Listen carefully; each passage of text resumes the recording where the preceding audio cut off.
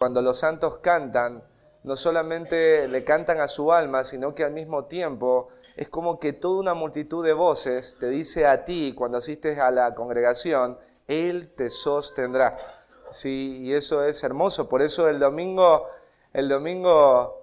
es el día del Señor y deberíamos buscar hacer todo lo que está a nuestro alcance para estar un domingo, porque es el momento donde se reúne la familia de Dios. Es el momento en donde adoramos a Dios, donde Dios está en medio de nosotros, porque en ningún momento de la semana la iglesia está unida. Sí, es el domingo en que la iglesia está unida, ¿no? Los miércoles en los cultos en los grupitos pequeños, no, es una parte de la iglesia, pero no es toda la iglesia. Así que es hermoso poder vernos, saludarnos y ser consolados a través de las verdades que se cantan y que se predican, obviamente también nos amonestan. Así que vamos ahí un ratito, vamos otra vez a Mateo, ahí vamos al capítulo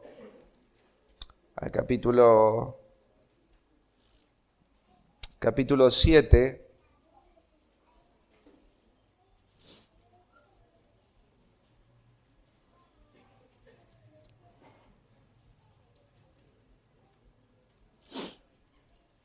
versículos 21 al 23.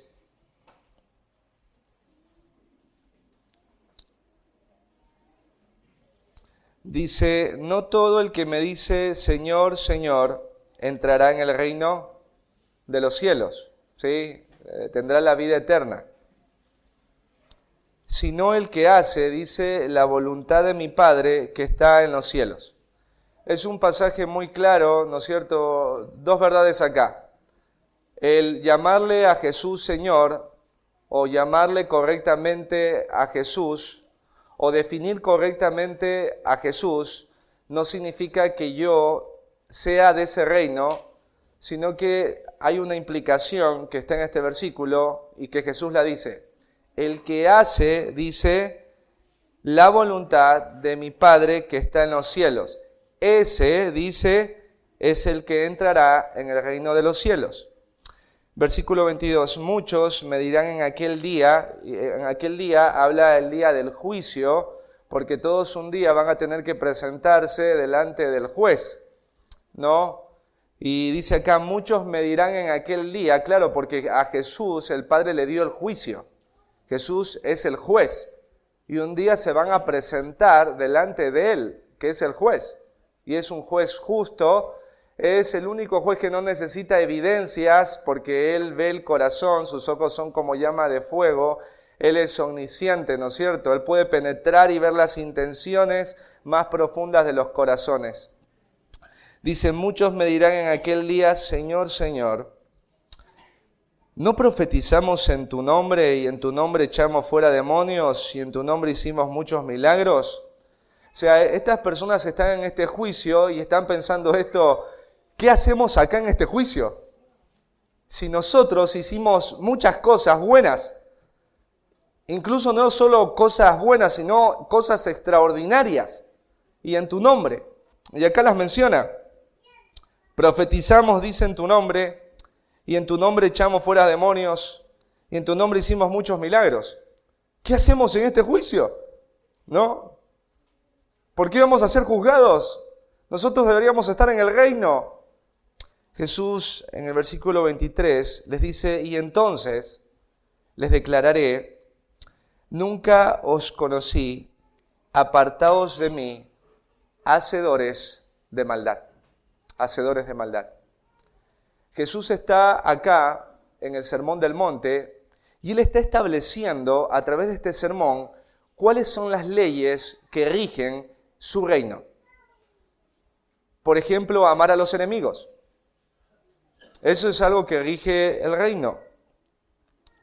Habla Jesús de la ira, del adulterio, del divorcio, de los juramentos, Jesús y la limosna, Jesús y la oración. Es todo un sermón.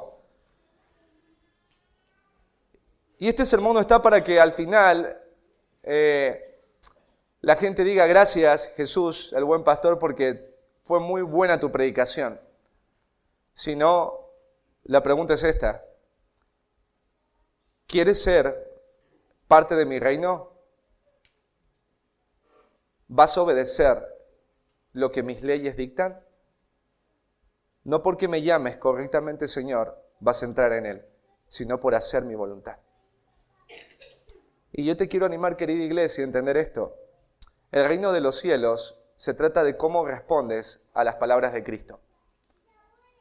No se trata de venir un domingo y decir correctamente, Él me sostendrá, o decir correctamente, somos el pueblo de Dios. Sino la pregunta es, ¿cómo vives en la semana de acuerdo a lo que sabes que el Rey te mandó a hacer? Porque el cristianismo fue llamado a vivir como estilo de vida. Es un estilo de vida el cristianismo. Es un estilo de vida que debería ser revelado y reflejado desde que nos levantamos. Y es un reino que exige a los que son parte de ese reino que obedezcan y se sometan al Rey. Y ser leales a ese Rey implica doblegar el corazón y la lealtad del corazón a lo que este Rey me pide. Cada vez que me pare en el púlpito, ese va a ser el desafío antes de predicar el sermón. No todo el que me dice, Señor, Señor, entrará en el reino de los cielos, sino el que hace mi voluntad. Cada uno de los que están acá saben lo que Dios les ha pedido. Tú sabes lo que Dios te ha pedido. Es una iglesia muy antigua ya, no es una iglesia joven. Tú sabes lo que Dios te ha pedido. Y la pregunta no es si lo sabes, sino si andas en eso. Porque no todo el que dice Señor, Señor es de ese reino, sino el que hace la voluntad de ese reino. El que doblega su corazón y su lealtad a ese Rey, aunque eso implique un gran costo. Así que vamos a orar y vamos a ponernos de pie para pedir por gracia, ¿no es cierto? Si bien es un desafío ser parte del reino de los cielos en un mundo donde hay oscuridad, tenemos a un Salvador, a un precioso Salvador que nos sostiene. Y estamos acá para pedir gracia, ¿no? Porque hay una lucha interna en el corazón, la carne, ese enemigo que todos tenemos, quiere tomar el control, porque antes vivía tomando el control, pero ahora le ha sido quitado el control por Cristo. Y debemos pedir gracia cada día para que sea el Espíritu Santo, el Espíritu que envió Cristo, el que gobierne nuestras vidas, y no nuestras emociones, no nuestros sentimientos, no nuestros deseos, no nuestras expectativas, sino lo que el Rey ha dicho. Y hoy el Rey va a hablar porque ha dejado su palabra. Yo lo único que tengo que hacer es darte un mensaje y después cada uno tiene que hacerse cargo en cómo va a responder a este mensaje, sabiendo que no se trata de escucharlo, sino de obedecerlo. Y eso revelará si eres del reino de los cielos o si no eres de ese reino. ¿Sí? Así que pidamos gracia al Señor. Amado buen Dios, qué hermoso poder estar un domingo acá congregados y poder abrir las Escrituras y a través de ellas, ya sea a través de las canciones o de las Escrituras, poder entender quién tú eres, lo que has hecho en favor de una raza caída, la raza humana, pero también, Señor, lo que somos llamados a ser como pueblo tuyo. Y no es a reconocer que Jesús es el Señor, sino a vivir bajo su señorío, doblegando la lealtad de nuestro corazón a nada que no sea el Rey. Danos de tu gracia, Señor, para poder doblegarnos a tu voluntad y a lo que quieras hoy marcarnos. Danos de tu gracia, Dios, para no endurecernos a la obra de tu Espíritu en nosotros, sino a poder humillarnos y a poder seguirle el ejemplo de Cristo. No se haga mi voluntad, sino la tuya. Danos de tu gracia, Dios, para vivir como Cristo vivió, no haciendo la voluntad nuestra, sino la voluntad del Padre. Y te damos gracias porque tú nos has dado tu Espíritu para que nuestro corazón ahora tenga el poder para vivir de esa manera, porque antes no la teníamos, Señor, pero hoy tenemos al Espíritu Santo y tenemos en Él la gracia para poder vivir vidas que sean leales al Rey, vidas que obedezcan al Rey, que quieran exaltar al Rey, aunque eso implique un alto costo. Gracias, Dios, porque estás en medio de nosotros. Gracias porque somos tu iglesia, tu pueblo, la novia de Cristo, el cuerpo de Cristo. Gracias por haber abierto nuestros ojos y regalarnos la esperanza de tenerte, el gozo y la paz que también eso conlleva. Danos oídos para ir y un corazón dispuesto a obedecer. En Cristo Jesús te agradecemos, Dios. Amén.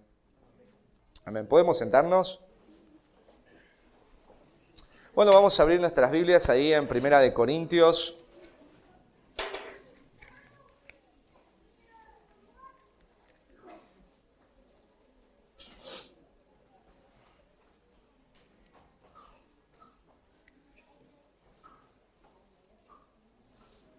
Bueno, estaba leyendo en un libro que se llama No os mordáis los unos a los otros, y decía ahí el autor que lo que mata a una iglesia no es la falta de recursos económicos, no es la falta de equipos de música, no es la falta de sillas, de templo. Afirmaba este autor que lo que mata a las iglesias tiene que ver con el orgullo en el corazón. Ustedes saben que el orgullo es como un parásito y hemos estado hablando mucho del orgullo, ¿no? Y Pablo se va a tomar bastante el tiempo para hablar de esto porque es algo que estaba arraigado en los corazones de los corintios y por eso habían divisiones, habían conflictos y enfrentamientos de los unos contra los otros a causa del orgullo. Ellos, en la anterior reunión, veíamos cómo se veían a sí mismos. Ellos tenían como una enfermedad en el ojo, ¿no es cierto? Ellos tenían una imagen incorrecta en cuanto a ellos mismos. Nosotros veíamos ahí en el capítulo 4, versículo 8, que Pablo de manera irónica o sarcástica, no para burlarse, sino para marcar el error en ellos, les dice: ya estáis saciados, ya estáis ricos, si nosotros reináis, y ojalá reinaseis para que nosotros reinásemos también juntamente con vosotros. Ellos estaban pensando que no necesitaban nada, que no necesitaban los recursos de otros, que eran importantes, y esto no es correcto en la forma en cómo se están mirando a sí mismos los corintios. Y ahora Pablo va a hacer un contraste entre la visión orgullosa y fantasiosa que los corintios tenían de sí mismos, con la realidad de aquellos que han sido llamados y comisionados por Dios como apóstoles. O sea, el apóstol Pablo les va a dar una dosis de realidad. El título de la predicación de hoy es Una dosis de realidad. Una dosis de realidad. Cuando una persona está enorgullecida como cristiano y se está viendo incorrectamente, necesita una dosis de realidad, necesita bíblicamente entender las implicaciones de ser cristiano. Y el apóstol Pablo va a hablar de eso. Ustedes dicen que tienen todo, ustedes dicen que ya reinan, ustedes dicen que sois ricos, pero ahora les vamos a mostrar nosotros, y va a hablar Pablo en plural, los apóstoles. Les voy a mostrar cómo nosotros los apóstoles vivimos, cómo es nuestro estilo de vida. Y el estilo de vida que va a mostrar Pablo es totalmente opuesto a lo que los corintios dicen de sí mismos. A través de esto, obviamente, esto va a humillar a los corintios. Porque si los hombres importantes y columnas de la iglesia están viviendo el cristianismo de esta manera y se ven a sí mismos de esta manera, ¿cómo puede ser posible que ustedes corintios estén tan hinchados y enorgullecidos cuando nosotros estamos de esta manera? Así que una dosis de realidad necesitaba esta iglesia en donde había muchos hermanos que estaban con esta forma distorsionada de verse a sí mismos. Así que vamos ahí a abrir nuestras Biblias en 1 Corintios 4 y vamos a leer del versículo 9 al versículo 13.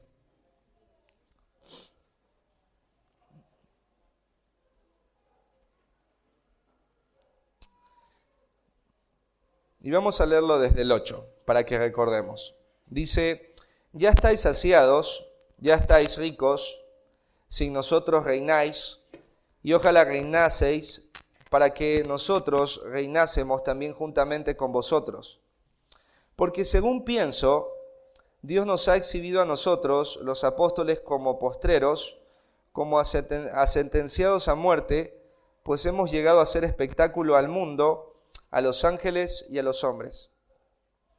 Nosotros somos insensatos por amor de Cristo, mas vosotros prudentes en Cristo. Nosotros débiles, mas vosotros fuertes. Vosotros honorables, mas nosotros despreciados. Hasta ahora padecemos hambre, tenemos sed, estamos desnudos, somos abofeteados y no tenemos morada fija. Nos fatigamos trabajando con nuestras propias manos, nos maldicen y bendecimos. Padecemos persecución y la soportamos. Nos difaman y rogamos. Hemos venido a ser hasta ahora como la escoria del mundo, el desecho de todos. ¿Vieron qué contraste tan diferente, no? Nosotros, dicen ellos, estamos saciados, somos ricos, somos reyes, estamos reinando. Y Pablo dice, pero yo pienso cómo nosotros los apóstoles vivimos y estamos, ¿sí? La primera realidad en cuanto al cristianismo que los corintios no están viendo es que el cristianismo coloca a sus seguidores en una posición desfavorable, ¿sí? El cristianismo, esta es una realidad, el cristianismo coloca a sus seguidores en una posición desfavorable. El apóstol dice, yo considero algo. Y esto que va a considerar está relacionado a la posición que ellos tienen. Y esta posición no es una posición que ellos han alcanzado y ellos se han puesto solitos.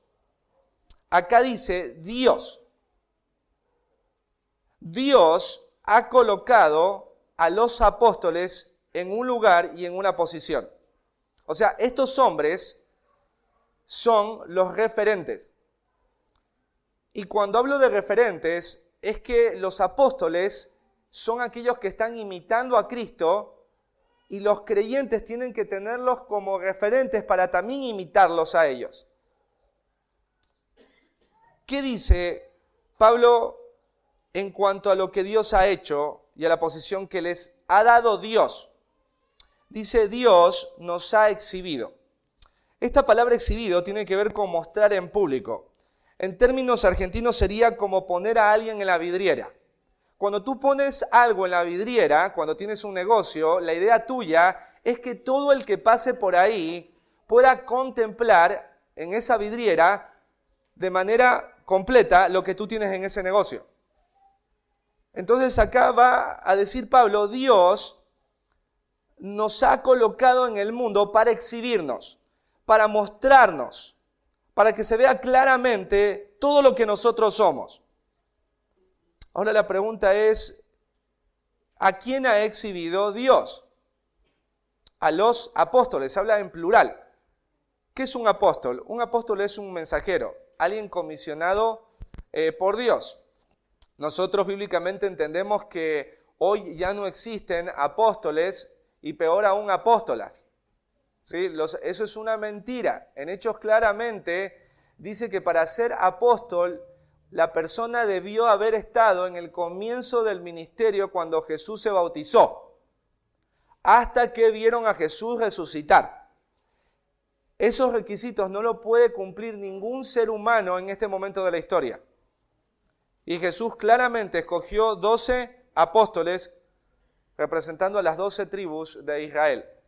Así que no hay apóstoles, no hay apóstolas, pero en este momento en el que se escribe esta carta sí hay apóstoles.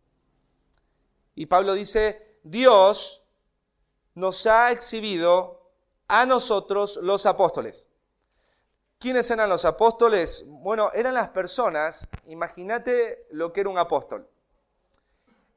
Eran la fuente de enseñanza de las iglesias, porque lo que ellos estaban enseñando, ellos lo escucharon directamente de Jesús, que es Dios. Entonces, ellos tenían lo que se conoce como la autoridad apostólica. Todo lo que ellos decían, los creyentes debían obedecerlo. No porque eran los apóstoles, sino porque ellos no se autonombraron apóstoles.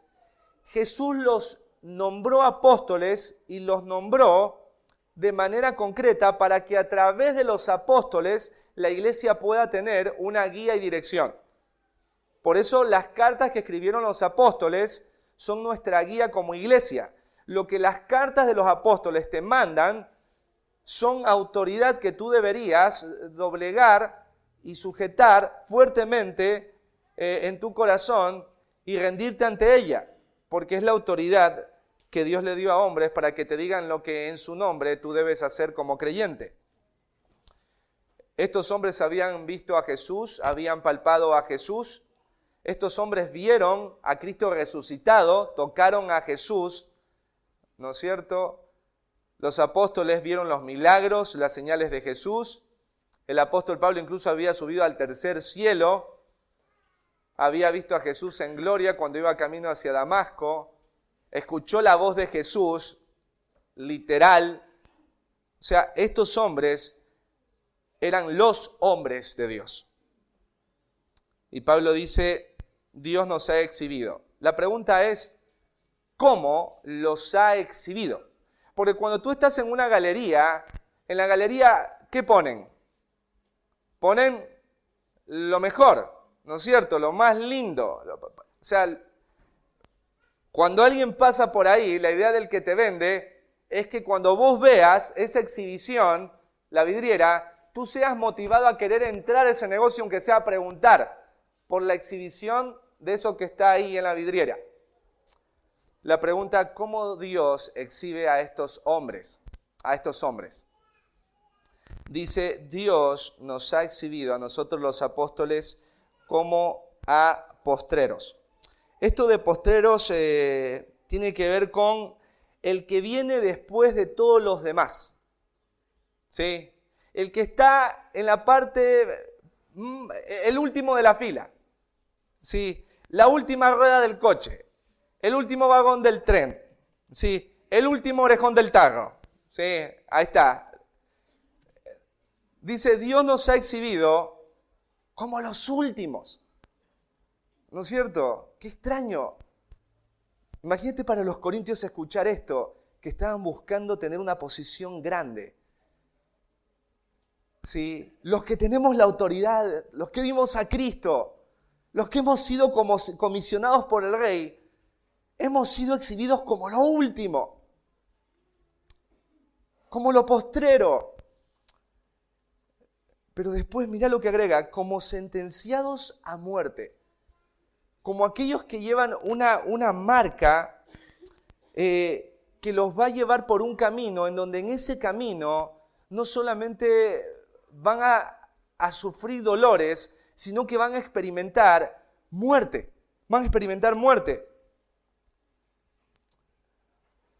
En un comentario, cierto autor afirma que en aquel tiempo, cuando se escribió esta carta, era muy común que cuando un general vencedor venciera en algún combate, este vencedor traía a sus enemigos y los traía encadenados y los traía a la ciudad para mostrar que ellos habían sido vencedores. Y esta gente que estaba encadenada y que obviamente perdió frente a este combatiente, a este general, obviamente tienen que pasar como por un desfile. Todos ven a estas personas la vergüenza de estar encadenados, la vergüenza de ser perdedores. Pero no solo eso, sino que este vencedor, este general, los llevaba a un anfiteatro, a una plaza, en donde los iban a poner delante de gladiadores. E iban a invitar a las personas de aquel lugar, de aquella ciudad, para que vengan a ver una obra de teatro. En esta obra de teatro, estas personas que había traído este general vencedor iban a morir y la gente iba a disfrutar de eso. Entonces, todos los que veían este espectáculo, este show, los niños de ahí no iban a decir, yo soy ese que está encadenado. Ningún niño iba a decir eso. Ninguna persona iba a decir, mirá, qué bueno este show. Qué bueno este espectáculo. Sí, verlo, pero ser parte de eso, jamás. Así que Dios ha puesto a los apóstoles en una posición de vergüenza delante del mundo, en donde ellos pareciera que son perdedores, en donde pareciera que su fin es trágico. Los apóstoles no estaban ni gozaban de posiciones relevantes a nivel social. Ellos eran lo que nadie apuntaba a hacer y a una vida que no era digna de seguir o imitar. O sea, los mejores hombres de Dios, los más fieles, Dios dice que los ha colocado delante del mundo como a últimos, como sentenciados a muerte. Dios es el que ha hecho esto. Dios exhibe así a sus mejores hombres. De esta manera, ¿cómo podrían los corintios pensar que ellos son reyes? En medio de un mundo en donde Dios ha puesto a los mejores hombres como últimos y como sentenciados a muerte. La gente importante de la sociedad corintia buscaba el primer lugar. Ellos buscaban cargos donde su ego pueda ser exaltado, no donde su yo sea humillado o sentenciado a la muerte. En la iglesia de los corintios estaba pasando esto. Había muchos que estaban buscando posiciones. Había muchos que estaban buscando ser exhibidos como lo mejor de la iglesia. Y aún estaban buscando, ¿no es cierto?, esto que busca el mundo. El mundo busca esto. Pero los apóstoles, dice Dios, nos ha puesto en lugares donde el mundo nos va a avergonzar, donde el mundo nos va a deshonrar. Y por eso son pocos los que son cristianos.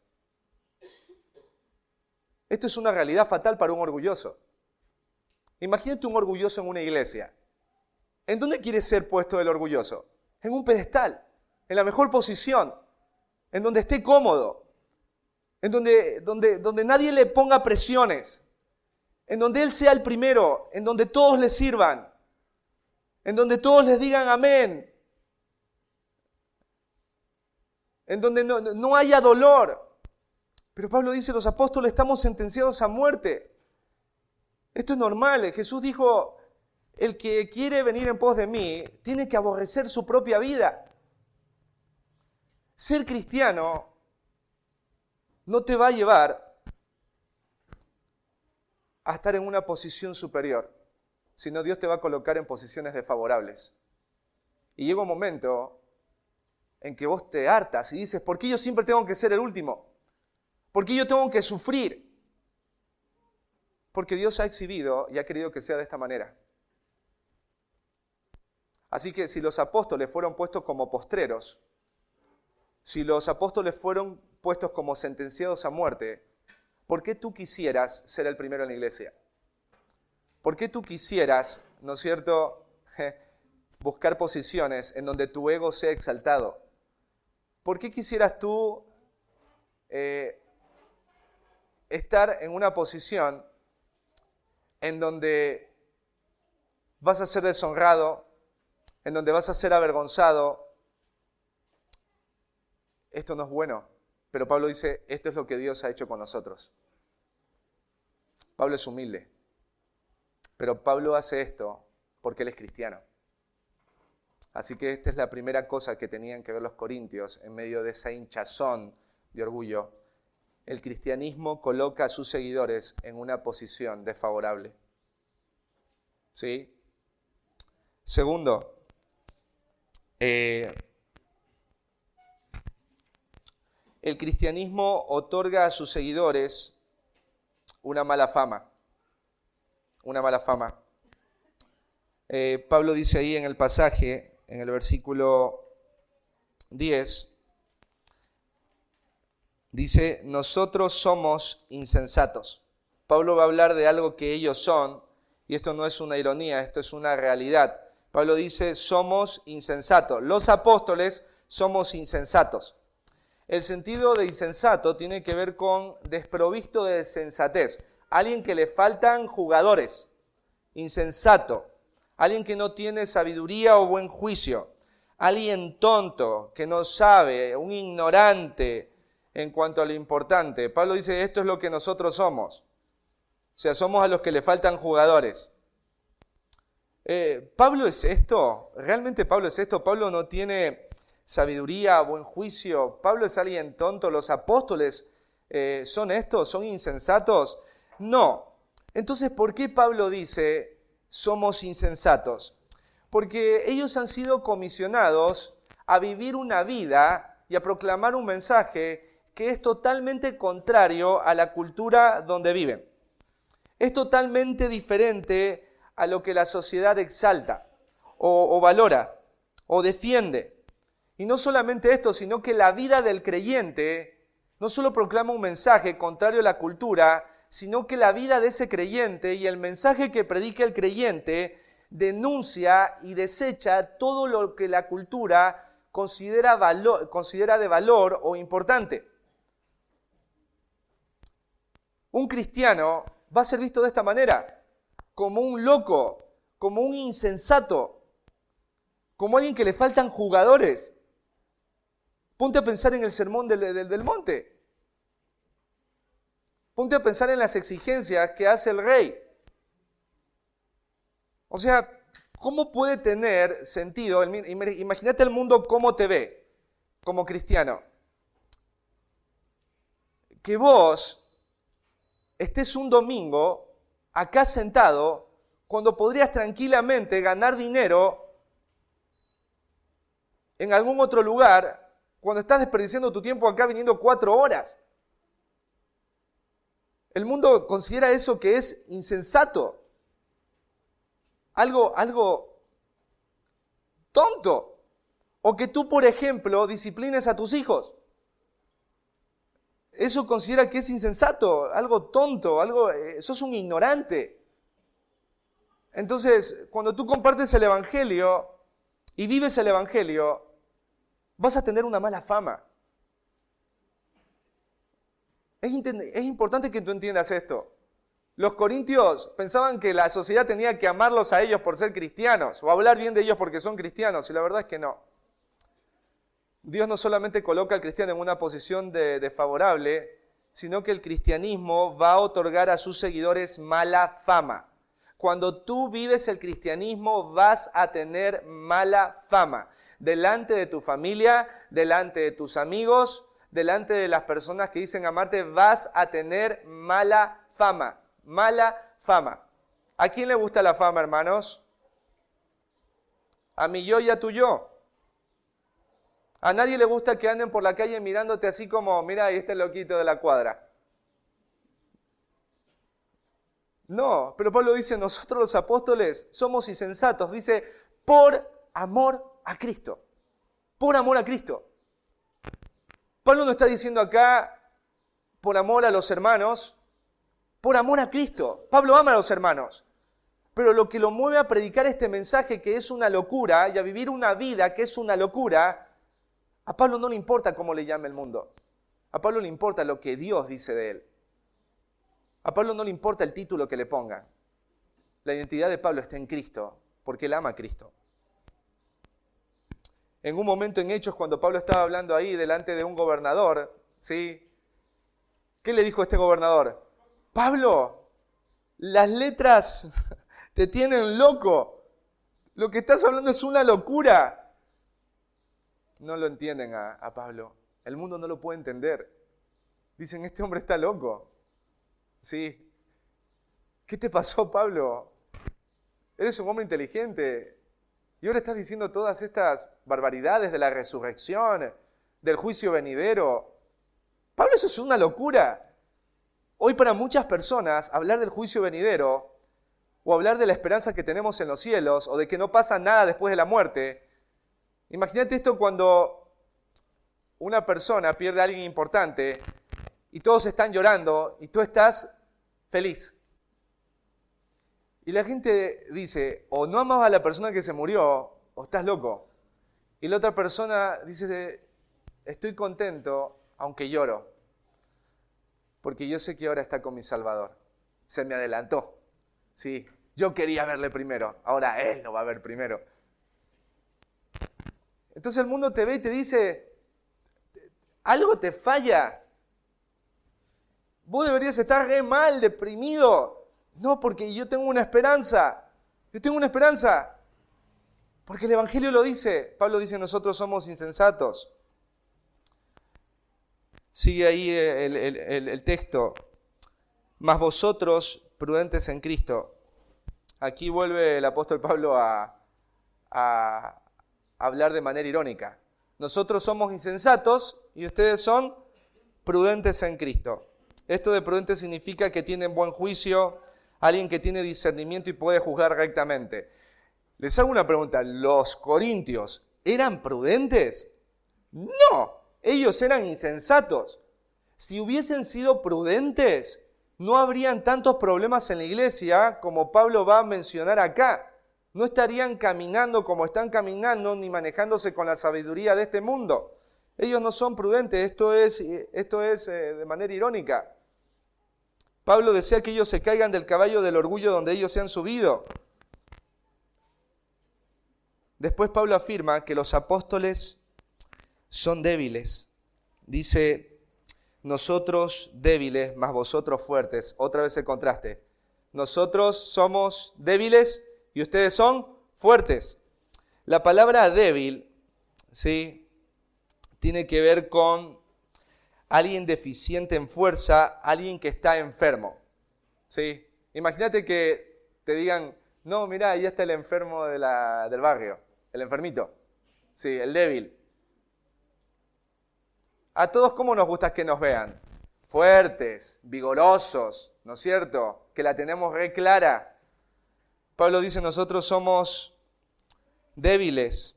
Los apóstoles eran hombres muy sacrificados. Algunos de ellos, a causa de su ministerio, estaban físicamente agotados y extenuados, y hasta estaban muchos enfermos. La vida de servicio fiel y humilde por otros los consume físicamente. Así viven los apóstoles. Ellos viven vidas de servicio.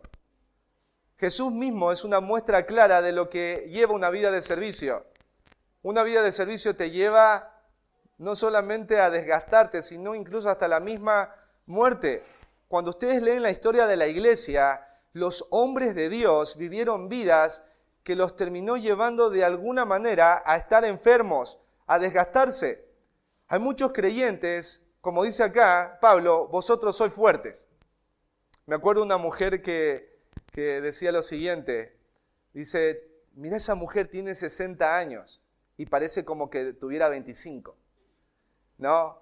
Y la otra mujer enojada dice, claro, pero ella no crió 5 hijos, ¿sí? Porque ella es soltera. Ella no tuvo que trabajar, ella no tuvo que despertarse a las 5 de la mañana, ella no tuvo que colgar ropa, lavar ropa, no tuvo que ir y correr de un lado para otro, dejar a los chicos. Obviamente que está joven, obviamente que está fuerte. Mirá, yo estoy re enferma y vieja, parezco de 90. Ese es el concepto. Los apóstoles viven vidas de sacrificio. Ellos están esforzándose. Ellos están rompiéndose por la causa de Cristo. En cambio, los corintios obviamente están fuertes, vigorosos, tienen buena salud, porque ellos no están buscando servir, sino ser servidos.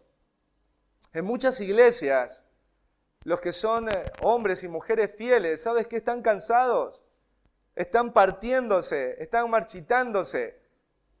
Pero los que no están haciendo esto, obviamente, están bien. Sí.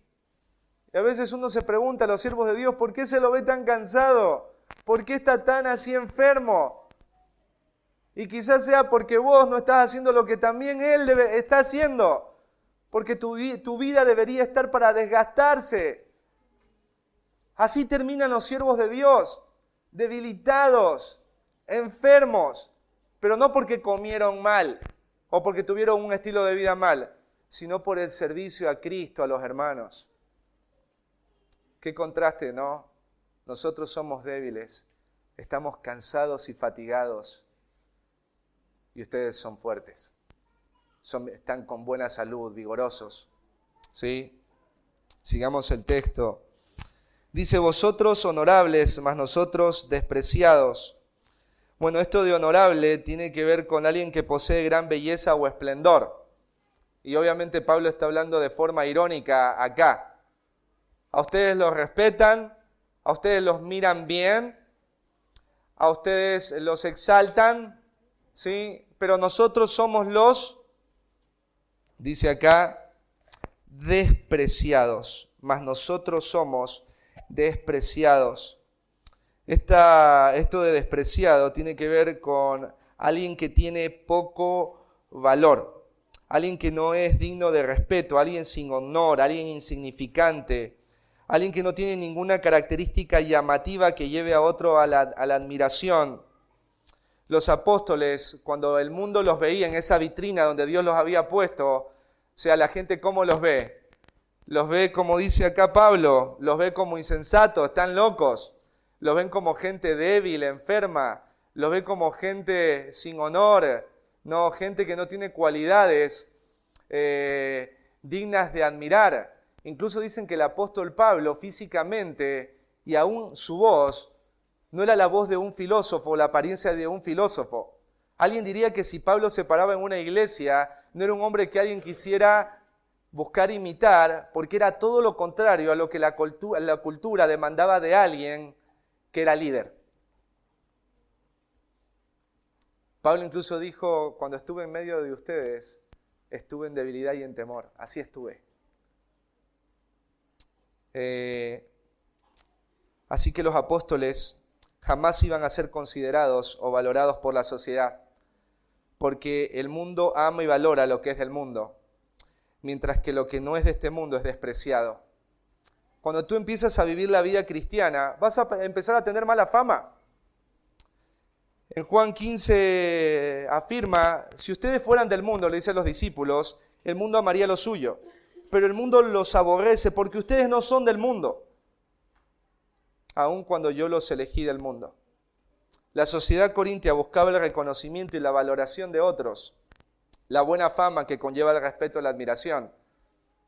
Los corintios no debían buscar esto. Los líderes que estaban en Corintio no debían buscar la admiración ni del mundo ni de sus propios hermanos. Porque Pablo dice, nosotros somos los insensatos, los tontos, los que no estamos cuerdos, somos los enfermos, los débiles, somos los despreciados, los que no tenemos valor. Así nos ha exhibido Dios. ¿Sabes? Yo te cuento una experiencia. Yo soy ecuatoriano, muchos lo saben, y me acuerdo cuando fuimos un día a Ecuador, teníamos que levantar sustento con mi esposa, y en Ecuador, cuando yo era niño, me acuerdo que los vecinos del barrio decían, este niño va a llegar lejos en la vida. ¿Sí? Porque es re inteligente, re capaz. Me acuerdo la vecina Vilma que me decía, Dieguito, vas a llegar lejos. Imagínate, yo llego a Ecuador, ¿sí? Abro el patio del estacionamiento, el garaje, aparte pasaba por ahí media humanidad, porque era una avenida principal y una de las más importantes del sector donde estábamos. Y yo estaba vendiendo cosas usadas.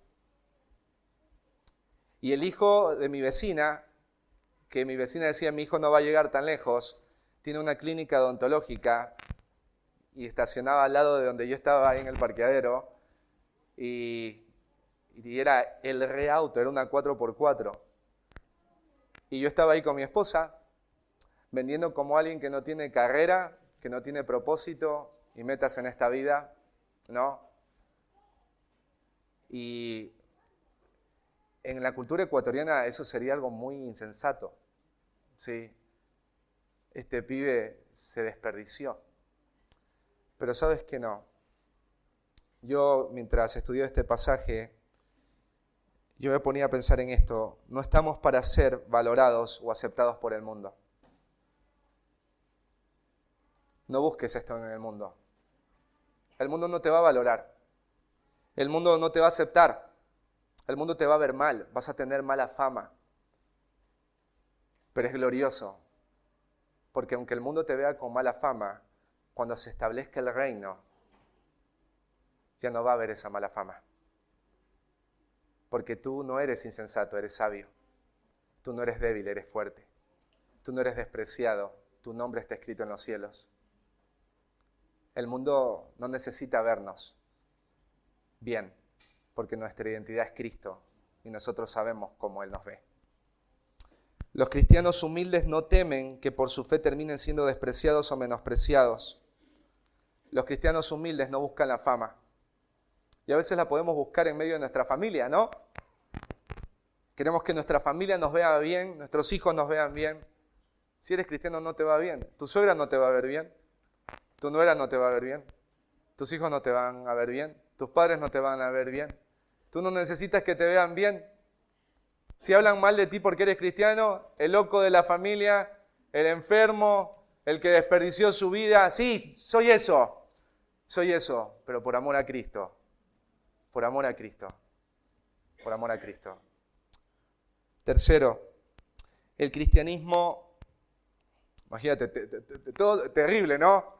Dios te ubica en una posición desfavorable, te pone en el mundo mala fama. Tercero, el cristianismo no evita a sus seguidores el padecer necesidades. ¿Sí? Mira lo que Pablo ahora va a mencionar, el estilo de vida de los apóstoles. ¿Sí? Te vuelvo a repetir quiénes son los apóstoles. O sea, son los hombres que han sido comisionados por el mismo Cristo, ¿sí? Que es Dios, lo vieron ascender a los cielos, lo vieron resucitar, tocaron sus heridas. Jesús estuvo con ellos 40 días cuando Él resucitó. Ellos vieron la tumba vacía. O sea, Pablo subió al tercer cielo. Pedro vio a Jesús caminar en el agua. Pedro caminó en el agua. O sea, eran los re hombres de Dios. Habían tenido las re experiencias. Ellos estuvieron en el monte de la transfiguración. Vieron a Moisés y a Elías. Escucharon la voz de Dios. Ninguno de nosotros ha tenido tales privilegios. Y mira lo que dice Pablo acá. Versículo 11. Hasta ahora padecemos hambre. Esto de padecer hambre tiene que ver con dolor. Padecimiento tiene que ver con dolor. Dolor. O un sufrimiento agudo, penetrante, ¿no es cierto? No es algo que te pincha y dices, ¡ay! Algo que te duele mucho, ¿no es cierto? Te duele mucho, te hace sufrir mucho. ¿Qué es lo que les hace sufrir a ellos? Dicen acá nosotros los apóstoles padecemos, dice, hasta esta hora. O sea, Pablo les está escribiendo y les está diciendo, ahora que ustedes leen esta carta, yo estoy padeciendo algo, hambre. Tengo hambre. Deseo comer. Tengo necesidad de comida, estoy hambriento. No significa que el apóstol no tenía nada para comer, pero tú sabes lo que significa cuando no puedes comer todo lo que quieres o tienes que comer algo de forma muy limitada y el estómago todavía te sigue como crujiendo. ¿Viste cuando comes una milanesa y no hay otra milanesa? Sí. Y vos dices, ¿no hay algo más? ¿No hay un pancito por ahí? No. ¿Y hay un poquito más de arroz? No. Sí. ¿Hay algo en esta casa? No, ya no hay más nada. Ya está. Solo es esa milanesa. Pablo dice, nosotros padecemos hambre. También dicen acá, tenemos sed. No podemos tomar todo el agua que queremos. En ese tiempo el agua no era como el agua que nosotros tenemos acá. ¿Vieron la pureza? O sea, el agua que tenemos de la llave es un lujo para ese tiempo. Conseguir buena agua era muy difícil. Por eso había gente que mezclaba el agua con el vino, porque tomar agua pura, podía ser muy perjudicial para la salud. Sí. Pablo dice, tenemos sed.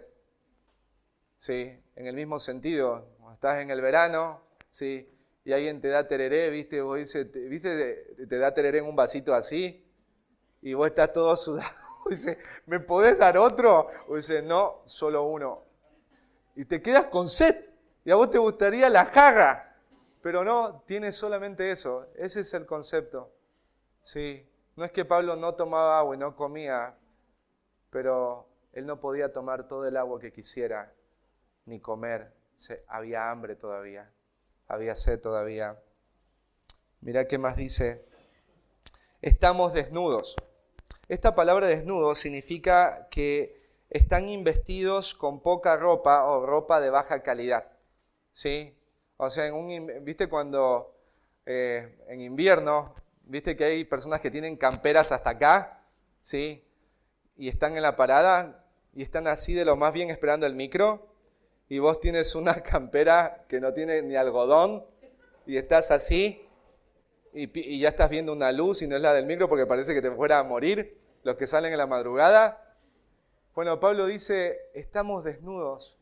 Los apóstoles, o sea, no tenemos buena ropa, no tenemos ropa de buena calidad, tenemos ropa de segunda, y esta ropa de segunda que tenemos no nos cubre completamente.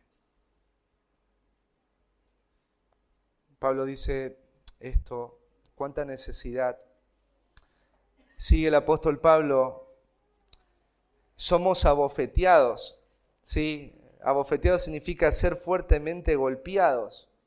El apóstol Pablo fue apedreado en Listra, fue azotado con varas en Filipos. Es abofeteado. No es porque Pablo se las remandó, por amor a Cristo. Padecen estas cosas físicas. Después sigue agregando Pablo, dice,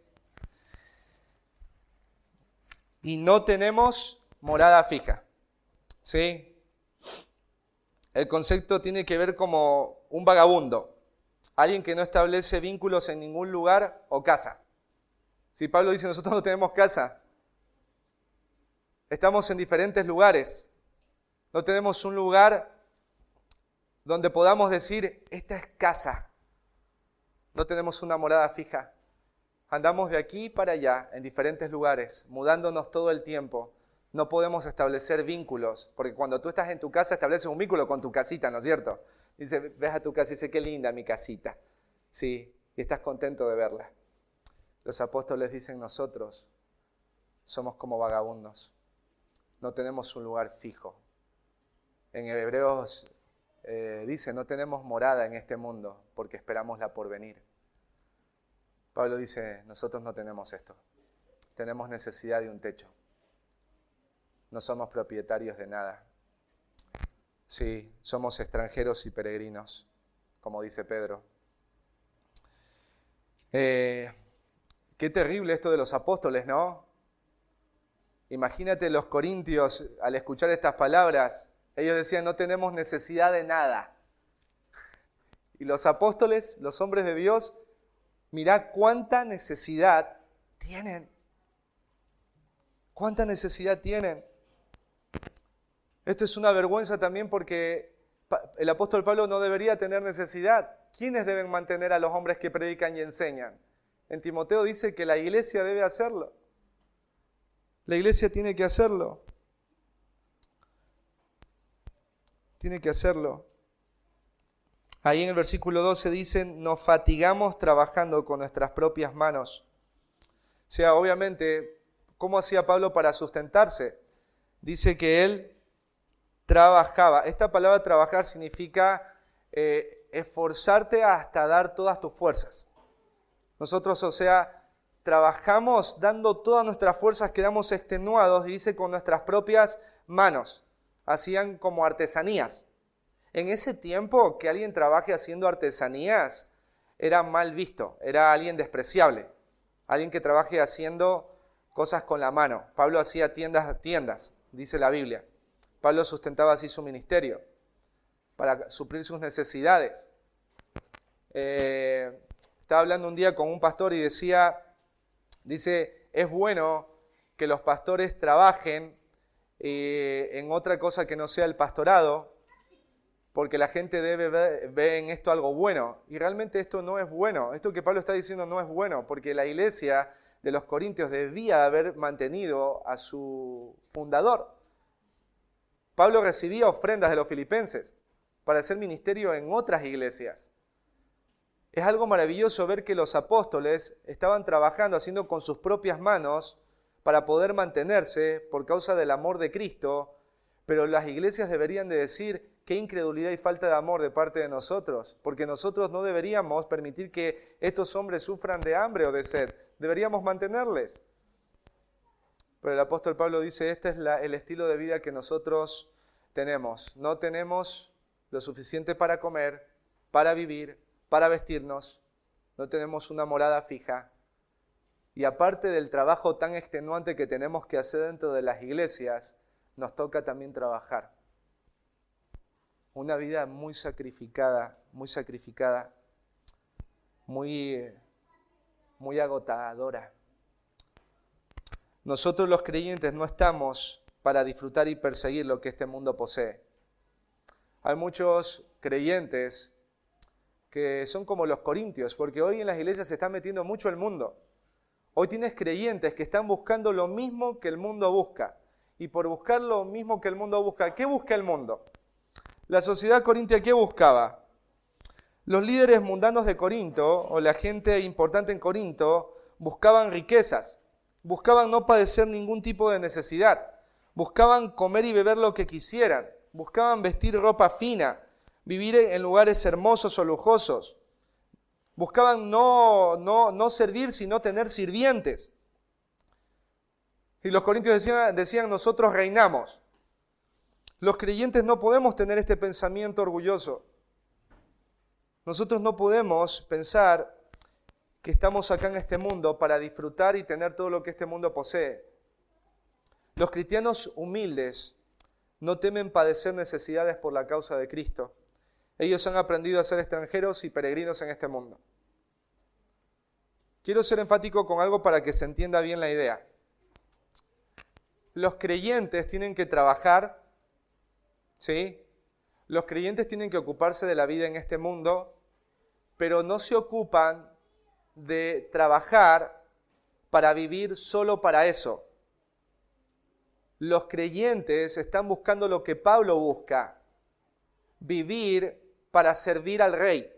Y servir al Rey implica limitaciones muchas veces en los tipos de trabajo o en las cosas que yo voy a hacer para sostener mi casa o mi familia. Hay muchos creyentes, por ejemplo, alrededor del mundo, que por servir a Cristo ya no pueden comprar ropa de primera, tienen que comprar ropa de segunda. Hay muchos cristianos que por su servicio a Cristo han tenido que cerrar sus negocios, han tenido que buscar otros negocios que no les den tanto dinero como el otro por su servicio a Cristo.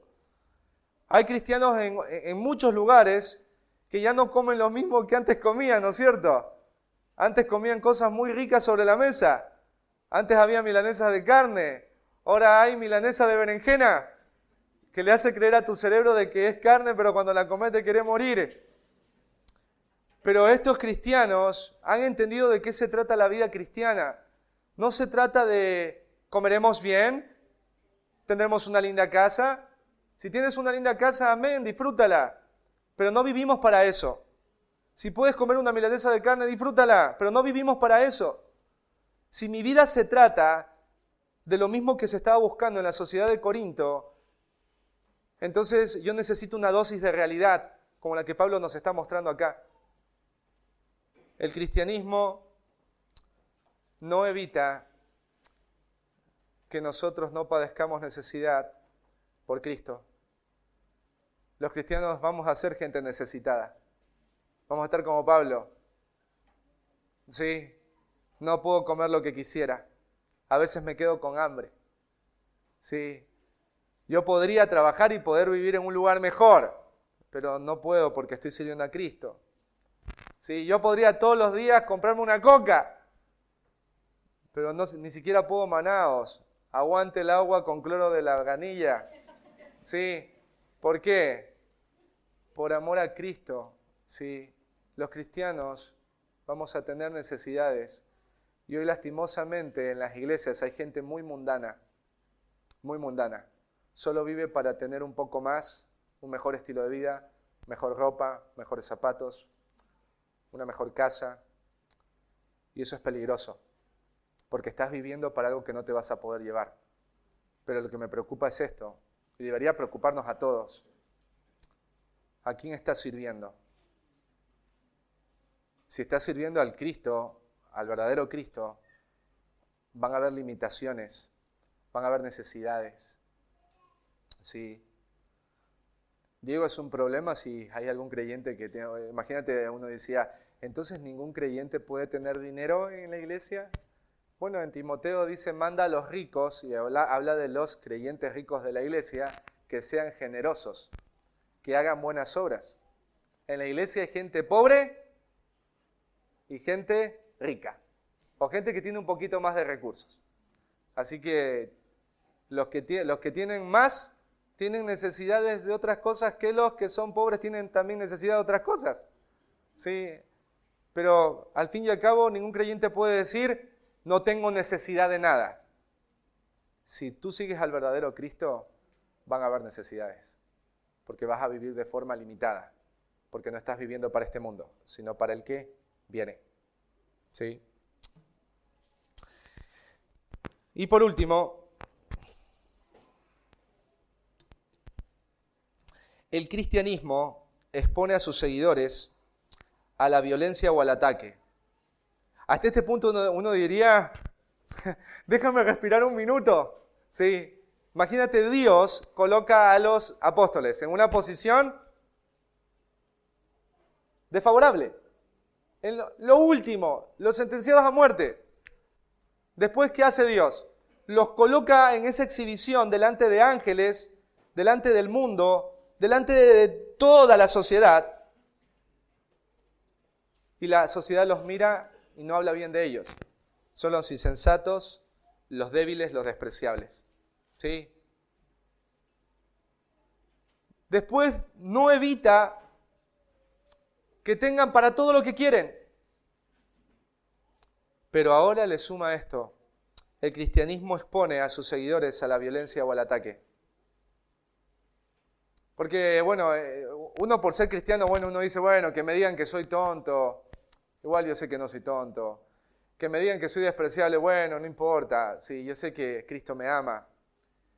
Pero que te ataquen, que te hagan violencia por tu cristianismo, eso también es otra cosa, que agrega a la ecuación y que hace un contraste con los corintios.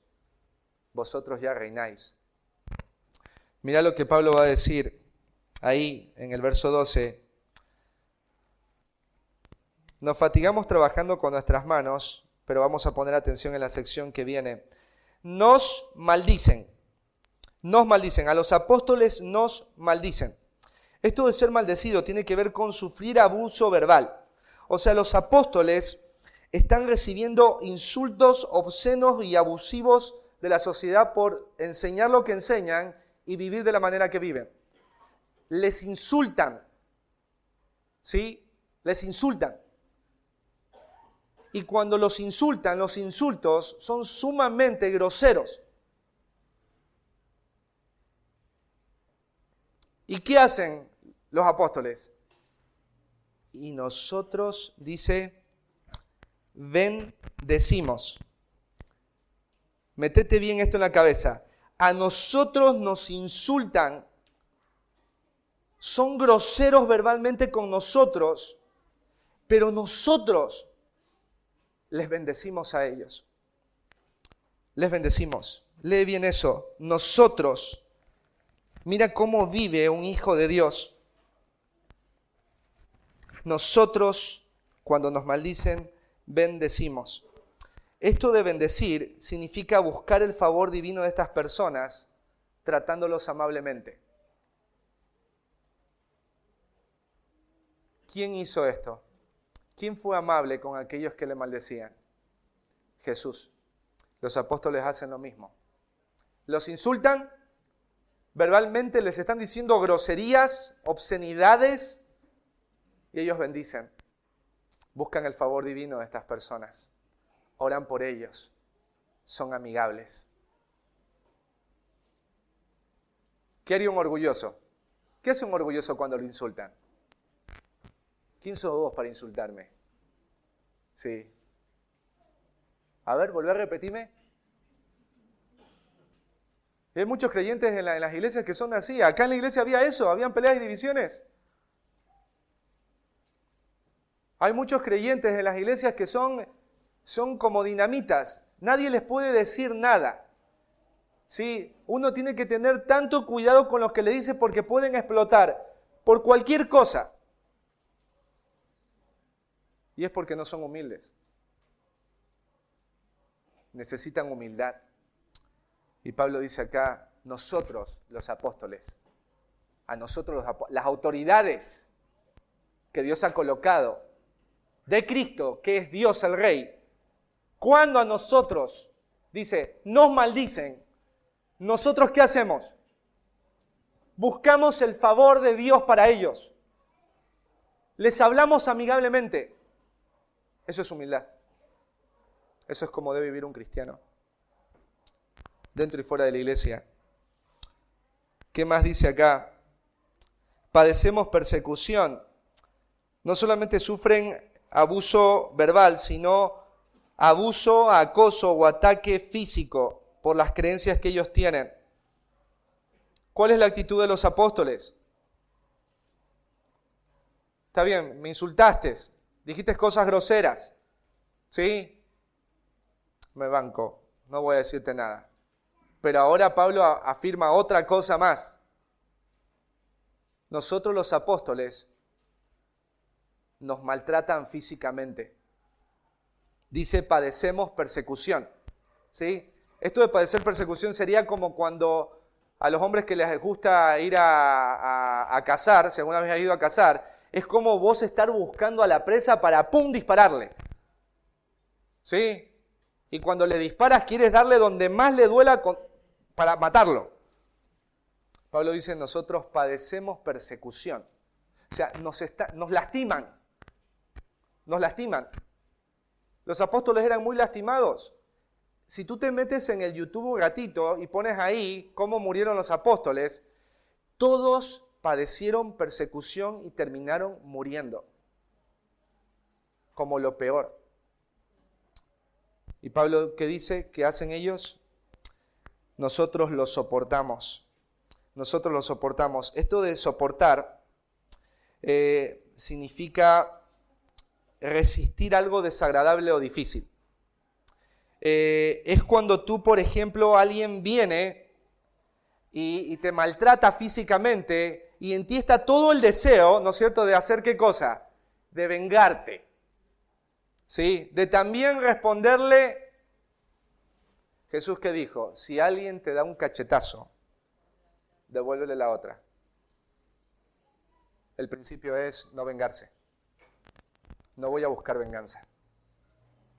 Hay muchos cristianos que buscan esto hoy. Y lo que es más doloroso es de sus propios hermanos. Quieren venganza de las cosas que otros hermanos les han hecho. Y si tú lees la carta a los Corintios y estudias, hay esto. Porque dice que los corintios iban delante de los abogados que no eran creyentes y se acusaban. Habían litigios. ¿Para qué? Para que el hermano que no me pagó esto, o le vendí esto y me lo vendió mal, termine ¿dónde? En prisión. Pablo dice, nosotros lo soportamos, nosotros no nos vengamos. Un cristiano humilde jamás se va a vengar. Cuando hay orgullo, sí. Tú me hiciste una, yo te voy a hacer 5. Porque con el orgulloso es, conmigo nadie se mete. Sí, eso no debe haber en un creyente. Los apóstoles eran grandes autoridades. Escúchame, estos hombres levantaban gente de los muertos. Hacían grandes señales y prodigios. Y cuando alguien los golpeaba, ellos podían incluso tener poder para hacer mal. Cristo mismo tenía poder para hacer mal y Él hizo silencio. Él nunca se vengó de sus enemigos. Él los soportó. Dice acá en el versículo 13, nos difaman y rogamos. Nos difaman. Esto de difamar ¿Qué es? Es ser acusado falsamente de haber hecho algo malo, de haber cometido algún delito. Es cuando la gente inventa males que tú no has hecho y los presenta delante de otros como verdaderos. Esa es la difamación. Cuando alguien dice, vos robaste algo que vos no robaste, pero te tratan como si vos lo hubieras robado. Entonces los apóstoles eran difamados. Los trataban como de malhechores, los trataban como de no buena gente. Por eso en los tiempos de Nerón muchos cristianos terminaron siendo asesinados. ¿Por qué? Porque Nerón dijo, ya los cristianos los odian. ¿Y Nerón qué hizo? No le gustaba a Roma, así que la quemó. Y obviamente él no iba a decir, yo la quemé, porque mucha gente murió, los ídolos de todas esas personas se quemaron, sus templos se quemaron, sus dioses no pudieron hacer nada por ellos, la gente estaba enfurecida y quería saber quién hizo todo esto. Así que Nerón dijo, los cristianos son perfectos, porque ya tenían mala fama, decían cosas feas de los cristianos. Y Pablo dice, ¿qué hacemos nosotros cuando nos difaman? Dicen, nosotros rogamos. Qué hermosa actitud de humildad. Dicen, nosotros rogamos. ¿Sabes lo que significa? Hablar cortésmente, consolar, animar, reconciliar, buscar la amistad. O sea, imagínate esto, alguien te difama y en lugar de ir y hacer lo que haría alguien cuando te difama, dice el apóstol, nosotros buscamos amistad. Eso es lo que hacemos nosotros los apóstoles, buscamos reconciliarnos, buscamos amistad, buscamos ser corteses. Los corintios no estaban viviendo así, ni entre ellos, peor con el mundo. No estaban buscando reconciliarse, estaba dividida la iglesia. ¿Qué es lo que impide que alguien se comporte de esta manera como Pablo? Díganme ustedes. Comienza con O y termina en O. Es el orgullo, hermano, es el orgullo. Bendito sea el Señor que nos regala circunstancias para que nosotros nos veamos en el espejo de cuán orgullosos somos nosotros. Y Pablo acá nos muestra, ¿no?, la actitud humilde que él tiene. Termina diciendo Pablo acá, dice, hemos venido, los apóstoles, a ser hasta ahora como la escoria del mundo, el desecho de todos. Estas palabras son muy fuertes las que describe Pablo. Dice, hemos llegado a ser hasta ahora como la escoria del mundo. ¿Qué es la escoria? La escoria es como el agua de la zanja. Te hago una pregunta. El agua de la zanja, ¿qué es? Es el agua resultado de los residuos. ¿De dónde? Cuando vos te bañas, ¿qué sale? Suciedad de todos nosotros. ¿Y esa suciedad para dónde va? Para la zanja. Por eso lo peor que te puede suceder es quedarte en una zanja.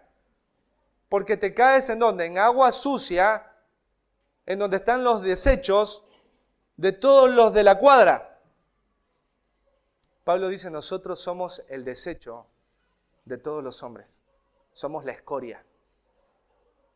Somos la escoria. Por causa de Cristo, terminamos siendo el desecho. Pero por si fuera poco, Pablo agrega otra cosa. Dice la escoria y el desecho. Escoria es como lo que yo tiro a la basura, ¿no es cierto? Viste que yo puedo, no sé si alguna vez te pasó que cocinaste un guiso y se te quedó pegado al guiso y lo raspaste, ¿no es cierto? ¿No? Y te quedó un residuo.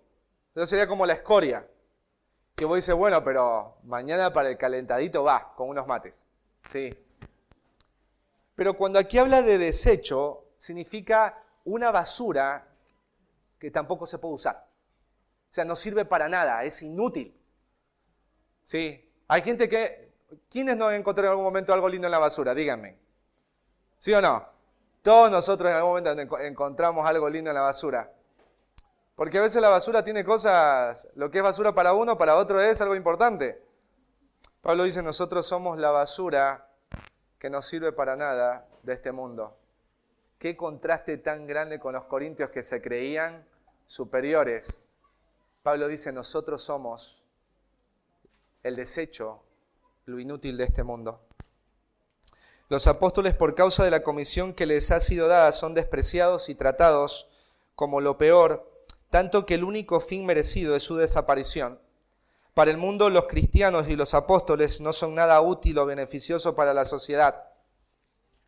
La fe cristiana, la sabiduría divina, no va a poner a ningún cristiano en la cima de la sociedad corintia, sino en lo más bajo, tan bajo que lo único que el mundo cuando te vea va a decir es algo que no es útil para nada, no sirve para nada. Sí, en muchos países ser cristiano no solamente significa muerte, sino alguien que no sirve para la sociedad. Y ellos están así por amor a Cristo. Los cristianos no estamos en el mundo para ser preservados y bien tratados por el mundo. Hay cristianos que somos bien llorones. Mirá, me hicieron esto por ser cristiano, mirá cómo me tratan en la casa. ¿Y qué esperaba, hermano? ¿Cómo le iban a tratar a usted? ¿Qué evangelio falso le predicaron a usted?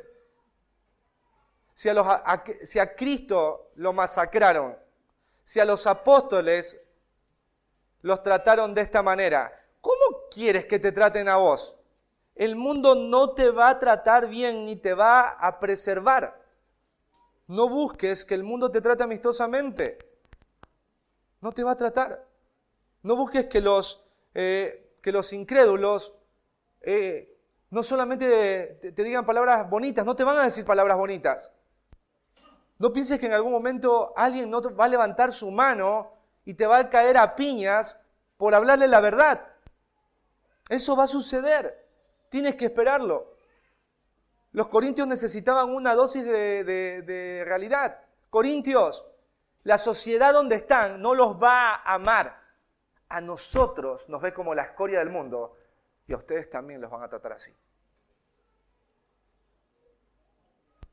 Nosotros llevamos la belleza de Cristo, pero cuando el mundo ve la belleza de Cristo, no ve la belleza, sino la fealdad del cristianismo. Por eso muchos dicen, no, ser cristiano no quiero ser cristiano. Sí. Nosotros deseamos que todos sean cristianos.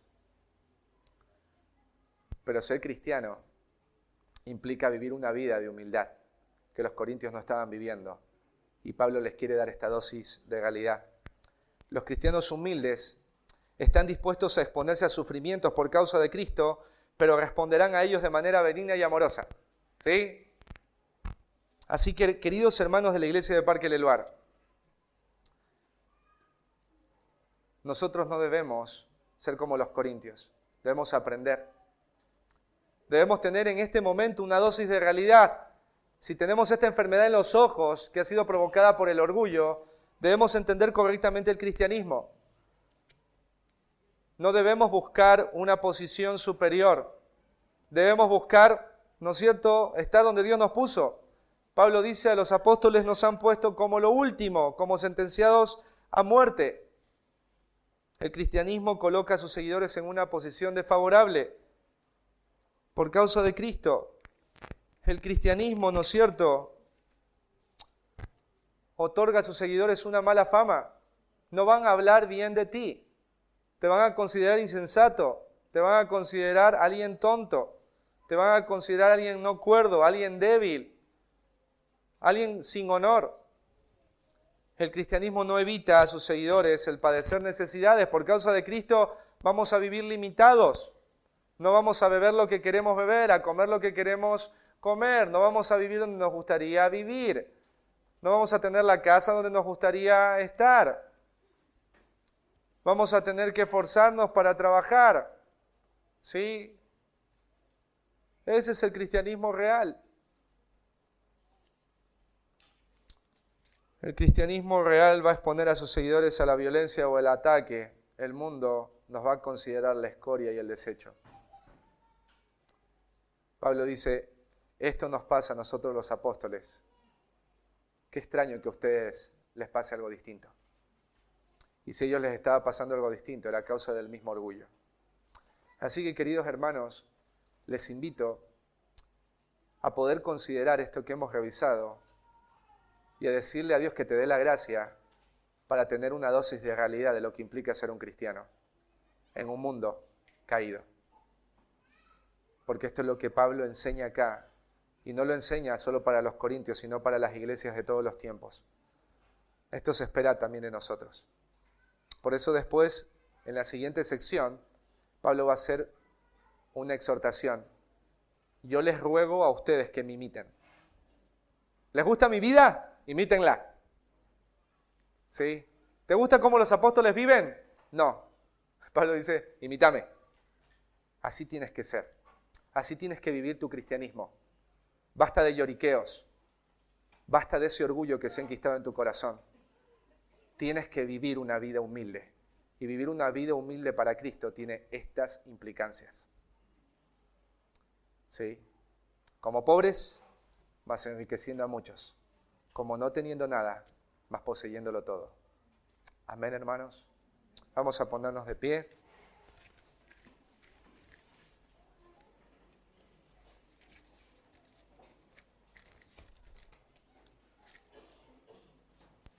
Vamos a agradecerle al Señor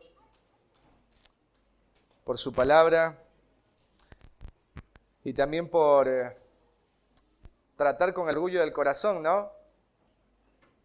Pensar correctamente acerca de nosotros, ver la vida del apóstol Pablo y ver que si esos hombres vivieron de esa manera su cristianismo, se espera que nosotros también vivamos de esa manera.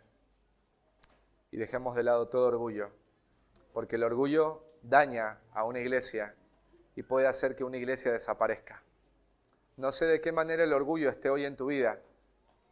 Tú eres responsable de orar a Dios para que te dé un corazón humilde. Porque no es algo pequeño el que Dios hoy nos esté llamando a ser humildes. Nuestro amado Rey lo fue. Y nosotros debemos seguir las pisadas de nuestro Rey. Los apóstoles que escribieron las cartas lo fueron. Nosotros también debemos serlo. Para la gloria de Dios y por amor a Cristo. Amado buen Dios y Padre, te damos gracias por tu palabra. Gracias, Padre, porque a través de lo que Pablo menciona a los corintios, nos llamas a entender la realidad de cómo es el cristianismo y que es totalmente contrario a la vida orgullosa que estaban pretendiendo vivir los corintios en donde estaban. Señor, danos de tu gracia para que nosotros podamos vivir vidas humildes como las que vivió Pablo. Vidas en donde ellos estaban en una posición última y en una posición en donde la muerte era la sentencia. Vidas en donde estemos dispuestos a morir a nuestro yo. Vidas en donde dejemos el egoísmo. Vidas que estén dispuestas a soportar el que la gente no hable bien de nosotros, que tengamos mala fama. Y es difícil, Dios, cuando se trata de los amigos, de la familia, de los hijos, de la esposa, del esposo. Es difícil tener mala fama delante de esas personas. Pero Pablo dice, por amor a Cristo, somos insensatos, débiles y despreciables. Pero nosotros sabemos lo que somos en ti, Señor. También, Señor, danos de tu gracia para entender que la vida humilde de un cristiano tiene limitaciones en las necesidades físicas. Señor, servirte a ti, vivir una vida humilde para servirte a ti, va a implicar no tener lo que queremos, comer lo que queremos, vivir donde queremos, disfrutar de este mundo. Vamos a tener que esforzarnos, trabajar duramente Señor, y un corazón humilde necesitamos para poder caminar en ese camino angosto. Y también, Señor, el mundo no va a amar a los cristianos. El mundo los va a ver como la basura, como lo inútil. Pero nosotros sabemos que somos nación santa, real sacerdocio, pueblo adquirido por Dios. Somos reyes y sacerdotes, somos hijos, somos pueblo, pero no es el tiempo de nuestra gloria. De este lado vamos a padecer. Y danos de la gracia para que cuando padezcamos por ser cristianos, Señor, nosotros podamos tener corazones humildes como Pablo, para que cuando nos maldigan, nosotros busquemos bendecir. Que cuando nosotros seamos violentados, nosotros los soportemos y no busquemos venganza. Que cuando nos difamen diciendo cosas que nosotros no hemos hecho por ser cristianos, nosotros busquemos la reconciliación y la amistad, seamos corteses. Y si somos la escoria del mundo, el desecho del mundo, nosotros somos preciosos para ti. Y eso es lo que importa. Gracias, Dios, por tu bendita palabra, por el llamado que nos has hecho a vivir una vida de humildad, a vivir bajo la realidad de lo que implica ser un cristiano, a vivir como vivieron los santos hombres de Dios que tú, Señor, pusiste como apóstoles delante del mundo, como espectáculo. En el nombre de Cristo Jesús te agradecemos y te pedimos estos favores. Amén.